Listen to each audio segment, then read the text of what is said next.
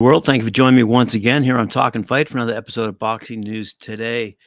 We're going to start things off with a little bit of a recap about this whole smoking weed issue that I raised yesterday on TikTok of all social media platforms that I rarely use, but I'm going to start using more often.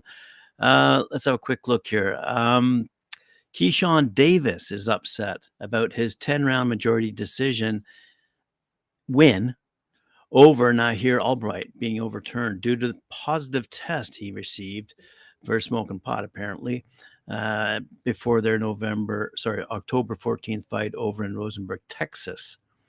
The 24-year-old Keyshawn, he's 9-0, undefeated, 6 knockouts, was given a 90-day suspension by the Texas Commission, which resulted in his fight with the 34-year-old former two-division world champ, Jose Pedraza, being canceled.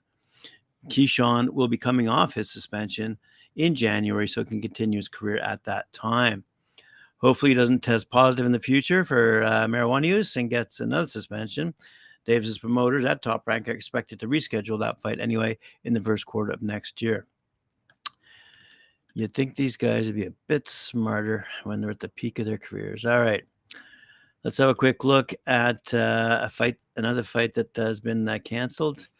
Kamita Promotions out of Japan has abruptly announced that its event featuring a well-publicized encounter on WBC number 530-pounder and WBO AP champ Mazunori Rikishi, 14-1 by the way, and Carlos Villa, 23-1 in Nagayo on this upcoming weekend was canceled since the Mexican's passport was found stolen just before his departure from Mexico City. The semi-wind-up OPBF 115-pound title bout between KJ Karaja and Jair Rakinek were also canceled. The whole show will be moved to February, according to the promoter and ex-champ Koki Kamita. In a recent result that I didn't report on the other day, ex-champ, former WBO junior lightweight world champ Jamel Semper Fi Herring, 24-4. Quickly annihilated previously undefeated Nicholas Molina, who's now 13-1, at the Edison Ballroom in Times Square, New York. The 38-year-old Herring, returning from an 18-month retirement, was classes above Molina. Apparently, he dropped Molina twice in round one, and the bout was stopped. Time was 2 minutes, 49 seconds. Also, female bantamweight Sharetta Metcalf, 13-4-1, won a 10-round unanimous decision over Mayo Yoshida, who's now 16-4. Also, unbeaten heavyweight, 6'6", Ronnie Hines, 13-1, 8 knockouts, defeated Jonathan Gruber by workmanlike 6-round unanimous decision. And finally, unbeaten junior featherweight Micaiah Krebs, 7-0, outpointed Isis Vargas Perez, who's now 9-6 over 8 rounds. Also, quick look here at another light heavyweight, unbeaten light heavyweight, Maidel Sando, now 13-0, defeated Cleotis Pendarvis over 6 rounds at the Texas Troubadour Theater over Nashville, Tennessee. Pendarvis was credited with a knockdown in round 3, but overall, judges scored it for Sando 58-55 by all 3 judges. Also on that card, unbeaten heavyweight, Eric Arellano, 9-0, destroyed Richie Cherry, 3-12, with 1 knockout in the first round. Arellano dropped Cherry 3 times to end it. Another fight action, lightweight Julio Gomez, 5-2, stopped Dion Menweather, 2-1 in round number 5, and the bout was stopped after Gomez scored a knockdown. Cruiserweight Kevin Tonin, 3-1, stopped Elijah Lina, 2-3 in round 2. So there you go, a bit of news out of Texas and Tennessee.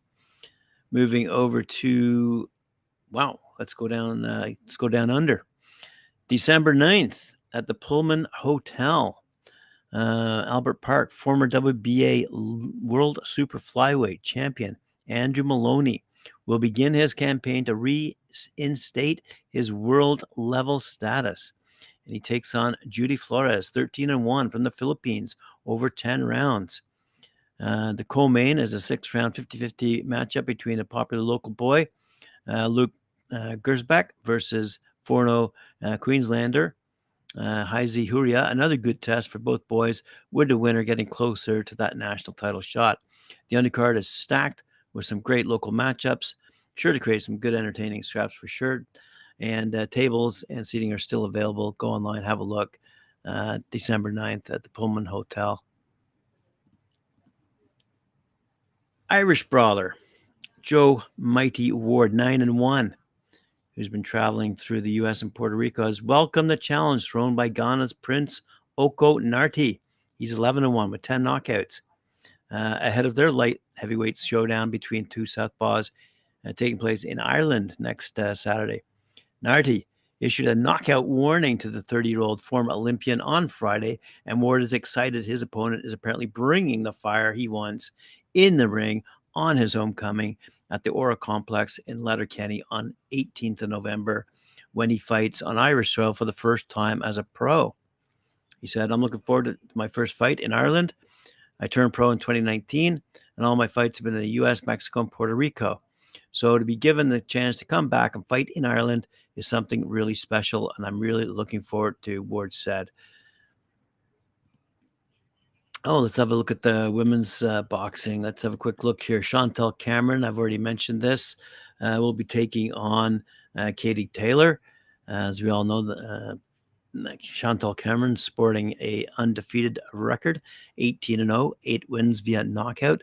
Katie Taylor, she's 22-1 and 6 wins via knockout. And they go toe-to-toe. Let's see, for the IBF, WBA, WBC, WBO, and the Ring Super Lightweight titles. Also on that card, by the way, Skye Nicholson's going to take on Lucy Wildheart for the WBC interim featherweight title. So that's a good good fight shaping up over in Dublin, without a doubt. For those who are interested, 3 Arena in Dublin. 13,000 people should be in attendance for that one. It'd be a good fight. Speaking of women, this is one I've been looking forward to for a while. Ebanie Bridges against Avril Mathie. Bridges, she's now 37, won the IBF female bantamweight title after defeating Maria Roman in March of 2022. She's defended her belt once with a victory over Shannon Matthews.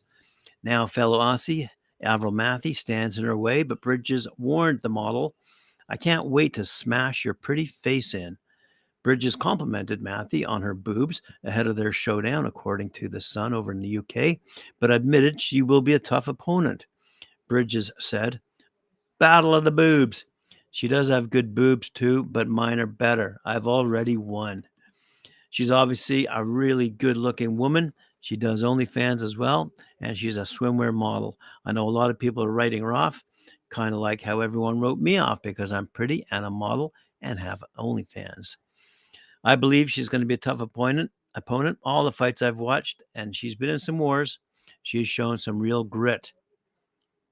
And they've also been exchanging rather tongue-in-cheek banter via Twitter, or X as we now know it.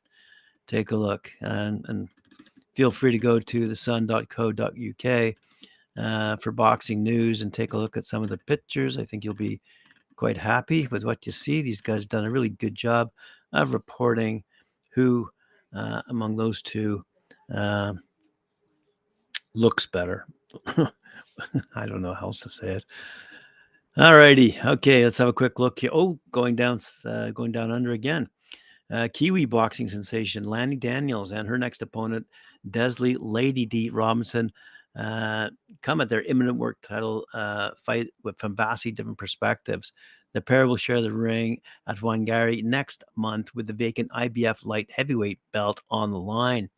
Daniels is already world champion after winning the vacant IBF heavyweight crown in May and defended it in August. She describes herself as a full-time athlete and enjoys the benefits and the pitfalls that come with that. "It's my job. It's my bread and butter. Like any other job, I have my good days and my bad days, my days that I don't want to get up, but I have to pay the bills. I'm training 3 to 4 times a day, and in between that, I'm either doing washing, napping, or eating. It's not much socializing. I'm quite isolated. It's actually quite tough sometimes. I wish I was back nursing because I could be at home with my family." It's pushing me to the limits. I've been doubting myself this camp, which makes me feel I'm doing the work I need to be doing. Boxing is not a pleasant sport when you're in there, and you can find that out quickly if you're not prepared. On the other hand, Queenslander Robinson still regards herself as an amateur, working as a personal trainer and concreter at a construction site. Because I'm the only girl on site, the reaction is, oh, she's a Sheila. Is that a girl on the tools? I don't know any other woman who does concreting or do what I do for a job. Because it's so hot, we all work with our shirts off. So the main question is, do you train? When I tell them I do boxing, they leave me to it.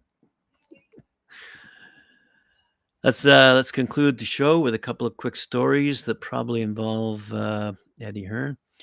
But we'll start off with Florian Marku, who says he's the man on the way up and is sure he can make a name for himself by beating someone like Josh Taylor. He's really experienced, technical, but his power doesn't match my power, he said. My power will dominate him. I'm going to push him and I'm going to stop him. He cannot handle my power for 12 rounds or for 10 rounds, said Marku. Marku continued on by saying he's a hungry up-and-comer and he has much more desire to reach the mountaintop than Taylor, who's already been there before. As for now, Marku's promoter, Boxers Ben Shalom, said their side is already in discussions with Top Rank about the potential for the fight and have extended an offer to make it happen, but believes it would make for a great event in Glasgow. Oh, Eddie Hearn does materialize. Eddie Hearn realizes that the highly competitive nature of Joe Cordina-Edgar Vasquez fight warrants an immediate rematch.